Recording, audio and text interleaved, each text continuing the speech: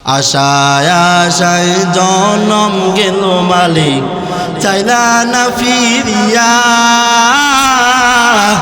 আর কতকাল থাকবো মালিক তোমার দিদার পানে চাইয়া।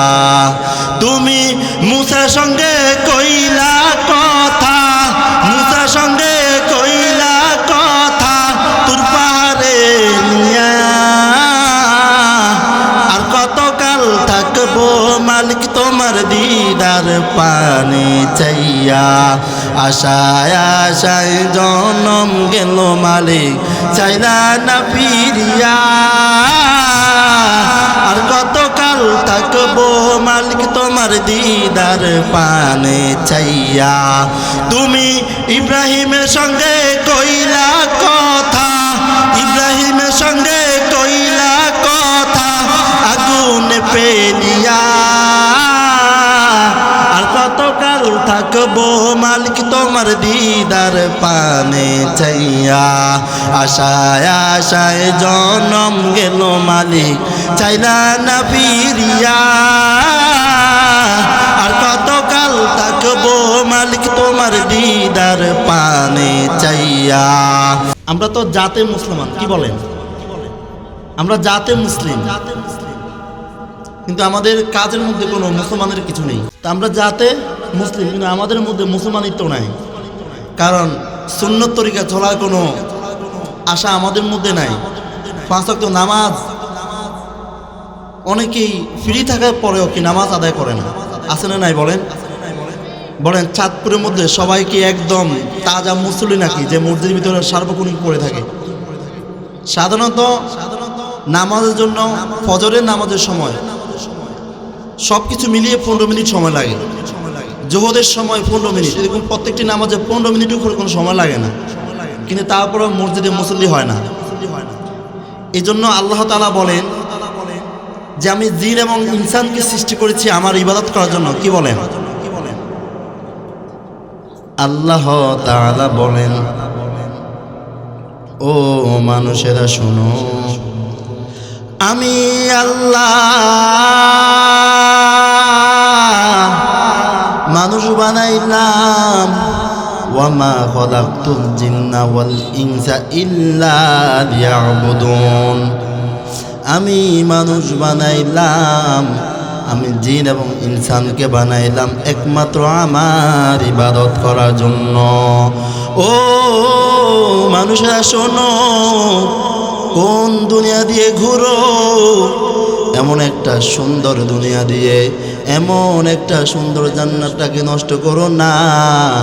ও মানুষেরা শোনো, একটা সময় তোমাকে এই দুনিয়া থেকে চলে যেতে হবে গোলাম। তুমি কার ইবাদত করলা? আমাকে রব বলে স্বীকার করো না।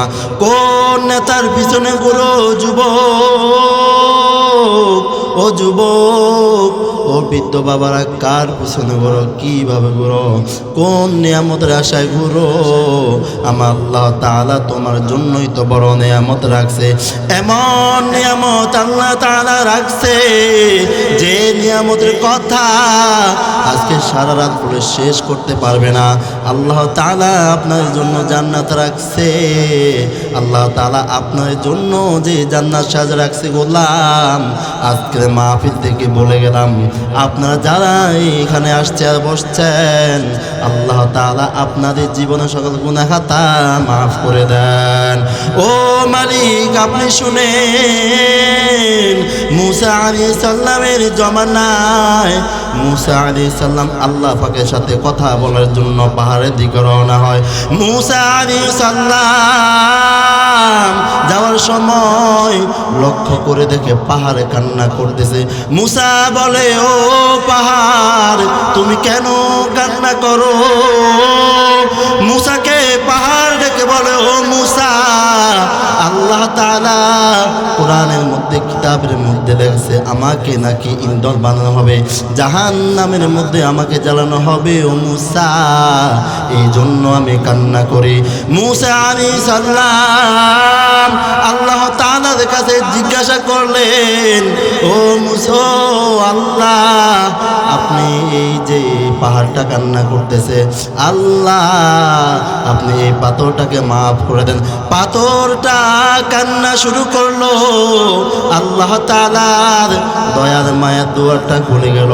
আল্লাহ তাআলা বলেন, ও পাহাড়ে তুমি সাক্ষী থাকো, আমি তোমাকে জাহান্নামে দেব না, আমি তোমাকে নাজাত দিয়ে দিলাম, আমি তোমাকে দিয়ে সেই জান্নাতের পাথরের মধ্যে তোমাকে দিয়ে জান্নাতের ঘর বানায় রাখবো।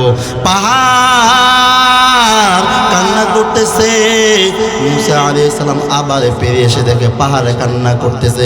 বলে, ও পাহাড় তোমার দোয়ার তো কবুল হলো, তুমি কেন কান্না করো?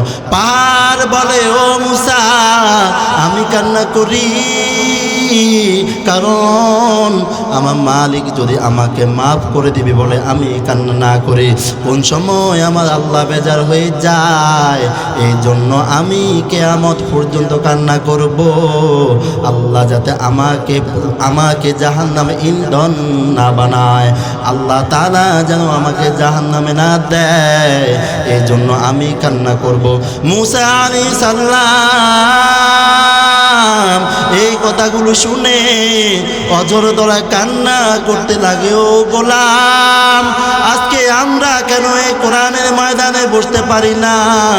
আয় হায়, আমার কি অবস্থা হবে, কবরের মধ্যে কি অবস্থা হবে, মিজানে কি অবস্থা হবে। ও বাবারা, আপনারা আসছেন, আপনারা এখানে বসছেন, আল্লাহ তাআলার কাছে কান্না করেন, আল্লাহ আমি কত গুনাহ করে ফেলেছি, ও আল্লাহ আপনি আমাকে এই মাহফিলে বসার কারণে মাফ করে দেন।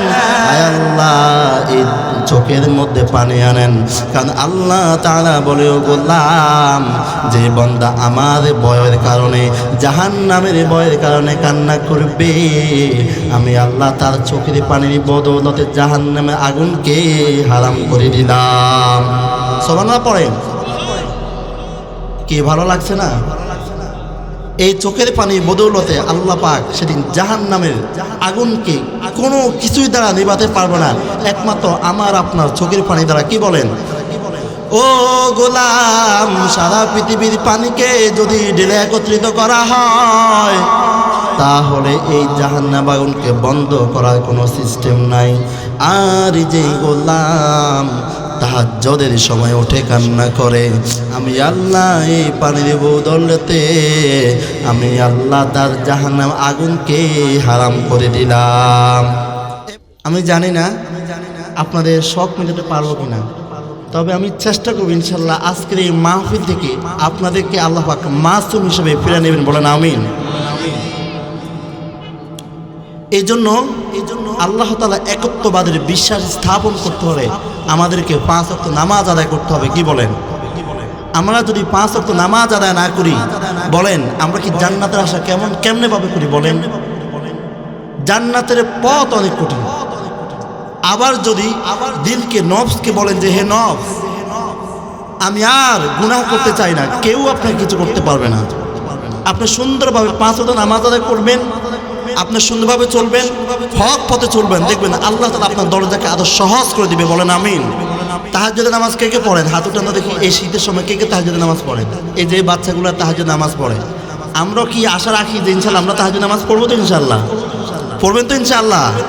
আজকে থেকে কে পড়বেন? হাত উঠে আল্লাহকে দেখান। আর উঠান না ইনশাআল্লাহ, সবাই উঠান, ইনশাআল্লাহ উঠান। আল্লাহ আপনি কবুল করেন, বলেন আমিন। আল্লাহ 5 ওয়াক্ত নামাজকে আল্লাহ কবুল করেন, বলেন আমিন। আল্লাহ ইসলাম ও মানবতার স্বার্থে কাজ করার তৌফিক দান করেন, বলেন আমিন। হাতে আমার তসবিহ কোরআন, চক্ষু দুইটা লাল, মুয়াজ্জিনের আজান শুনে হয় আমার সকাল। হাতে আমার তসবিহ কোরআন, চক্ষু দুইটা লাল, মুয়াজ্জিনের আজান শুনে হয় আমার সকাল। মসজিদটায় আমার ফেরেশতা ভরা পবিত্র এক স্থান, আমাদের সাথে হয় নারী হয় না অভিমান। আজাবে কি দিয়া তাহাজ্জুদের নামাজে দাঁড়াইছি, পাগল হইয়া খোদার প্রেমে পাড়ি জমাইছি। আজাবে কি দিয়া তাহাজ্জুদের নামাজে দাঁড়াইছি, পাগল হইয়া খোদার প্রেমে পাড়ি জমাইছি। ঠিক কিনা বলেন? হাতে আমার তসবিহ কোরআন চক্ষু দুইটা লাল, মুয়াজ্জিনের আজান শুনে হয় আমার সকাল, মসজিদটায় আমার ফেরেশতা ভরা পবিত্র এক স্থান, আমাদের সাথে হয় না আরি হয় না অভিমান। আজ আবেগ দিয়া তাহাজ্জুদের নামাজে দাঁড়াইছি, পাগল হইয়া খোদার প্রেমে পাড়ি জমাইছি। কোরআন আর নবী সুন্নাত আমার অন্তরায়, নবী সুন্নাত এখন আমার দিনে পথ দেখায়। 5 ওয়াক্ত নামাজ জারি করা মনের অতর যায়, কেউ শুনে না বেনামাজির বুক পাটা চিৎকার।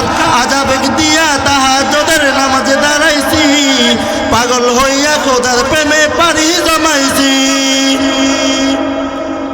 চাই না আমি দালান কোটা, চাই না বাড়ি ঘর, তোমার কাছে আপন ছাড়া হই না যেন পর। আজ আবেগ দিয়া তাহাজ্জুদের নামাজে দাঁড়াইছি, পাগল হইয়া খোদার প্রেমে পাড়ি জমাইছি। কি বলেন? নামাজ পড়ব তো ইনশাআল্লাহ।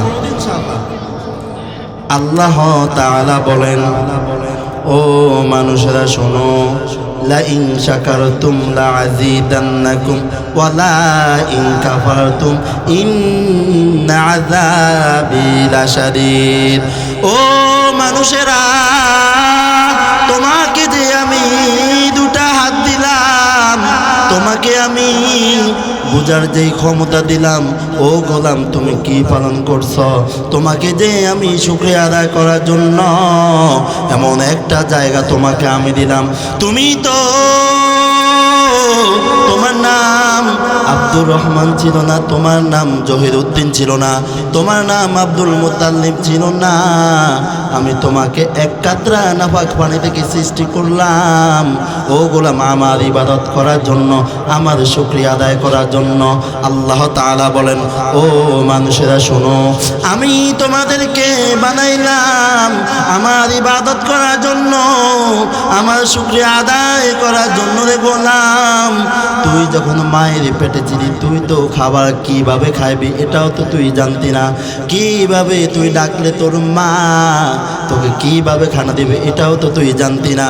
কারণ আমি তোমার কণ্ঠের সাথে এমন একটা টিউন সেট করে দিলাম, যেই টিউনটা শুনলে তুমি যখন কান্না করবে, তোমার মা বুঝবে আমার সন্তানের খিদা পেয়েছে, আমার সন্তানকে খাবার দিতে হবে। আবার যখন তুমি বড় হইবা, আমার একত্ববাদের বিশ্বাস স্থাপন করবা, আমার শুকরিয়া আদায় করবা। কারণ আমার শুকরিয়া যারা আদায় করে না, আমি আল্লাহ তার থেকে তার নেয়ামতগুলা দিন দিন ভাবে চিনে নিব। কারণ যারা শুকরিয়া আদায় করে না, আমার এই নাজ নেয়ামত খাওয়ার পরে যারা আমার শুকরিয়া আদায় করে না, আমি আল্লাহ তাদের হায়াত কমায় দেই।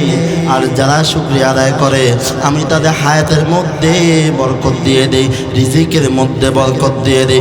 মুমিন বান্দা ইবাদত, মুমিন বান্দা খাবার পাবে, এটাও মুমিন বান্দার জন্য ইবাদত। মুমিন বান্দা বাথরুমে যাবে ইবাদত। প্রত্যেকটি ক্ষেত্রে গোলাম নবীর সুন্নাত তরিকায় মেনে যদি চলতে পারো, রাসূল আকরাম সাল্লাল্লাহু আলাইহি সাল্লাম বলে, আমি যখন মানুষের মধ্যে পানি পেয়ারা হাতে নিয়ে যখন মানুষকে হাউজে কাউসারের পানি দান করব, যারা আমার সুন্নাত তরিকার মধ্যে চলছে, আমি তাদেরকে হাউজে কাউসারের পানি দান করাবো। আর যারা আমার সুন্নাতের উপরে বিশ্বাস স্থাপন করে নাই, আমি রসুলকে যারা মানে নাই, তাদের মধ্যে একটা দেওয়াল সেট করে দিলাম। দেওয়াল ওই পারে লোকগুলা পানি পাবে, আর এই বাহিরের লোকগুলা পানি পাবে না। ওই ফেরেশতারা জিজ্ঞাসা করে, বলে এরা কারা? বলে এরা আমার সুন্নতের উপর আদায় করছে, এরা মেসওয়াক করছে, এরা টুপি মাথায় দিছে, এরা জুব্বা গায়ে দিছে, এরা সুন্নত তরিকা দাঁড়িয়ে রাখছে। আমি রসুল তাদেরকে হাউজে কাউসারে পানি দান করলাম। শুধু তাই না, যুবক ভাইদেরকে উদ্দেশ্য করে বলে যাই, ও যুবক ভাই, তোমরা রসুলের সুন্নত তরিকা চলো। আমিও তো তোমার মতো একটা যুবক সন্তান, আমিও তো চাইলে রংভাবে চলতে পারতাম, কিন্তু না, কারণ এই মাদ্রাসাগুলা থেকে আমাদেরকে এগুলা শিক্ষা দেওয়া হয় না। আমি তোমাদেরকে বলি না তোমরা কলেজে পড়িও না, আমি তোমাদেরকে বলবো না যুবক ভার্সিটিতে তোমরা পড়ো না, তবে একটা আবদার হলো এই যে কোরআনের খাদেমরা বসে রয়েছে তোমার মধ্যে কোরআন ঢুকাও। আল্লাহ তাআলা বলেন এদের মাধ্যমে যদি কোরআন হয় তাহলে এরা বাড়িতে কোরআন স্থাপন করবে, দেশের মধ্যে কোরআন স্থাপন করবে, সংসদে কোরআন স্থাপন করবে। এরা সব জায়গায় যদি কোরআন সুন্নাহর মোতাবেক চলতে পারো তাহলে আমার আল্লাহ তাআলা আরশে আজিমের নিচে তোমাদেরকে ছায়া দান করবে। রাসূল কারীম সাল্লাল্লাহু আলাইহি সাল্লাম বলেন যারা আমার এই সুন্নতকে আঁকড়ে ধরেছে, যে যুবক তারা ইজ্জতের হেফাজত করেছে, আমি রাসূল তাদেরকে ওয়াদা দিলাম কালকে কিয়ামতের ময়দানে যখন তারা বিপদগ্রস্ত হবে, আমি রাসূলের সামনে থাকা অবস্থায় আমার সুন্নতওয়ালা একটা যুবককে জাহান্নামের আগুনে জ্বলতে তো দিব না, তাদেরকে আমার সঙ্গে জান্নাতে শামিল করে তাদেরকে নিয়ে দিলাম। তাহলে যুবক ভাইয়েরা সুন্নতের উপর আমল করবেন, কি বলেন? আজকে তো আমরা যেই পরিমাণ আমল করতেছি, আয় হায় আমলের অবস্থা কি আমার, কিভাবে আমরা যাব? যে ট্রাফিক নিয়ে কথা বলবো, আমি রাস্তা ভাইদেরকে বলবো ভাই আসেন, এই যে কোরআনের ভিতরে চলে আসেন, ইনশাআল্লাহ আপনার জীবনের সকল গুনাহ খাতা মাফ করিবে, আসেন না আসেন ভাই আসেন। এই জন্য মূসা আলাইহিস সালামের আরেকটা ঘটনা আমি বলবো। মূসা আলাইহিস সালাম তার উম্মতদেরকে নিয়ে বৃষ্টির জন্য দোয়া করতেছে, বৃষ্টির জন্য দোয়া করতেছে, বৃষ্টি তো হয় না, এক বছর যাবত বহুদিন যাবত বৃষ্টি হয় না। মূসা আলাইহিস সালাম আল্লাহ তাআলার কাছে দোয়া করে, ও আল্লাহ আপনি এই জমিনের মধ্যে বৃষ্টি দেন, গরমের তাপে আর ছোটা যায় না। আল্লাহ তাআলার সাথে সাথে একটা আওয়াজ আসলো, ও মূসা তোমার এই ওয়াজের ময়দানের মধ্যে এমন একটা গুনাহগার আছে, যেই জেনাকার, এই জেনাকার প্রায় 40 বছর পর্যন্ত জেনা করছে, এমন কোনো গুনাহ নাই এই জেনাকার করে নাই, এই জেনাকারের জন্য তোমার দোয়া কবুল হয় না। আল্লাহ তাআলার কাছে মূসা আলাইহিস সালাম বলে, ও আল্লাহ এই আবার কোন লোক?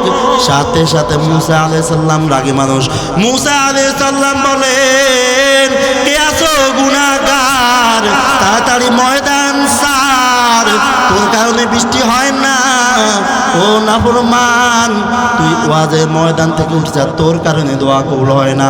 গুনাহগার আওয়াজটা পাইছে, এখন যদি গুনাহগার এই জায়গা থেকে উঠে যায় তাহলে মানুষ মনে করবে আমি গুনাহগার, আবার চোখের পানি তো আসে, কান্না করতে চায়, কারণ পাশের জন মনে করবে এই মনে হয় গুনাহগার, কারণ এই কান্না করতেছে। অন্তর দৃষ্টি দিয়ে বলে আল্লাহ আমি গুনাহগার, এই ময়দান থেকে যদি উঠি আমি আল্লাহ, এই তো মানুষ মনে করবে আমি অনেক গুনাহগার। না আল্লাহ না, আমি কোরআনের ময়দান থেকে উঠবো না, তুমি আমাকে যদি মাফ না করো আমি তো আজকে এই ময়দান ত্যাগ করব না। আল্লাহর কাছে এই আওয়াজটা পৌঁছেছে, আল্লাহ তাআলার আরশে আজিমের দুয়ারাগুলো টাস টাস করে খুলে যায়।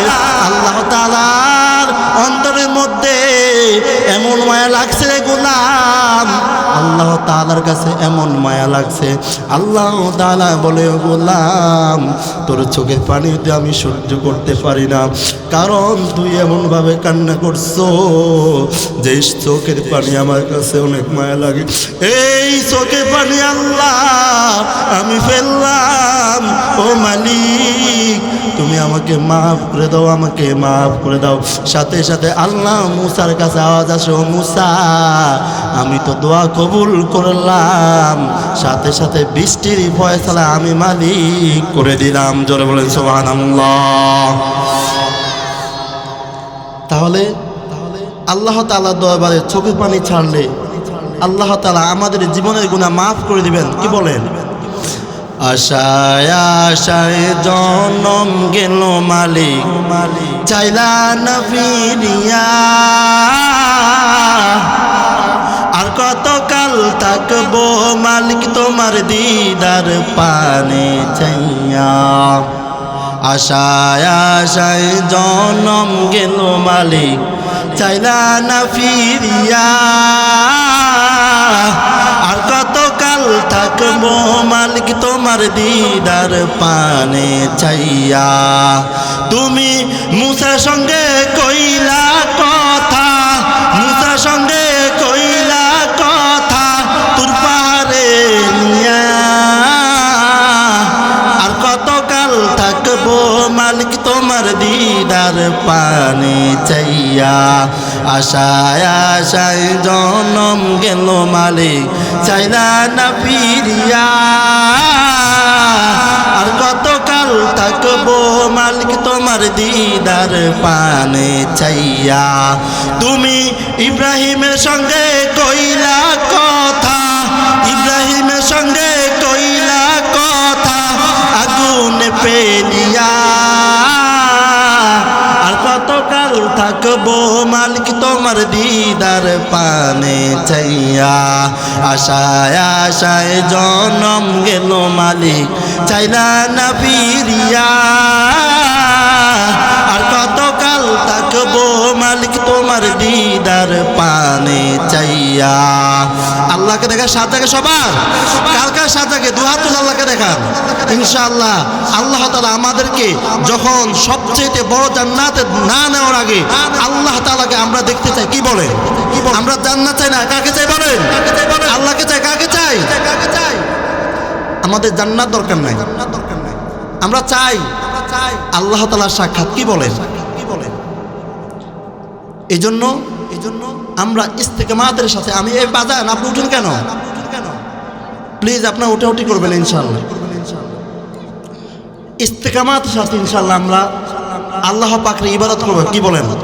রাবেয়া বর্ষি রাদিয়াল্লাহু তাআলা আনহা মৃত্যুর সময় এর আগে আল্লাহ তাআলার কাছে কান্না করলো, ও আল্লাহ আমি কিভাবে কবরে থাকব?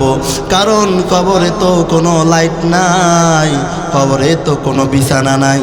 তাহলে আল্লাহ বলো কিভাবে আমি কবরে থাকব?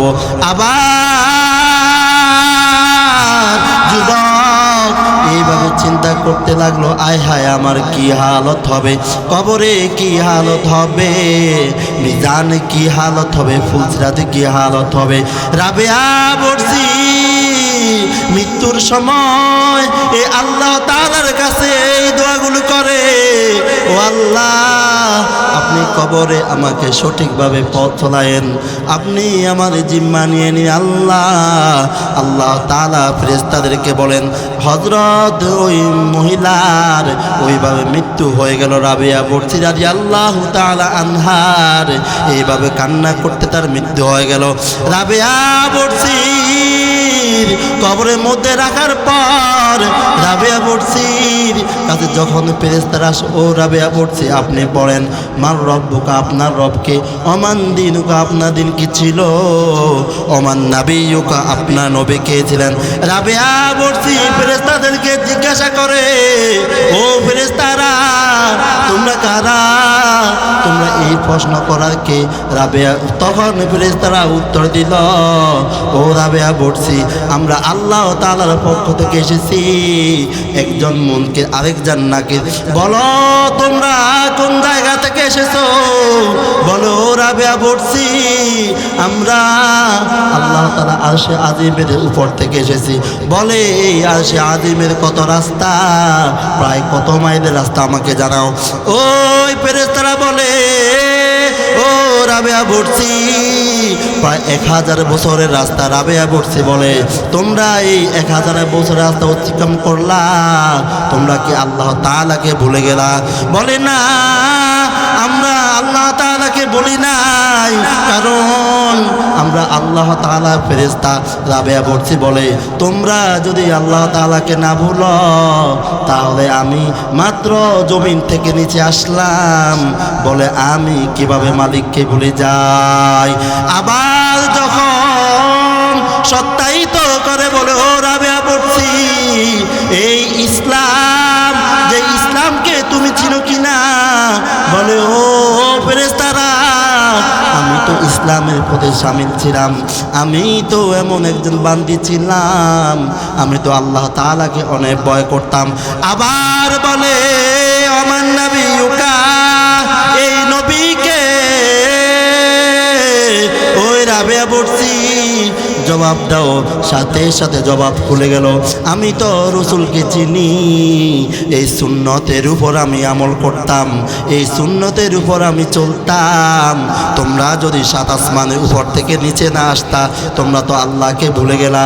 আর আমি জমিন থেকে কিভাবে আসলাম?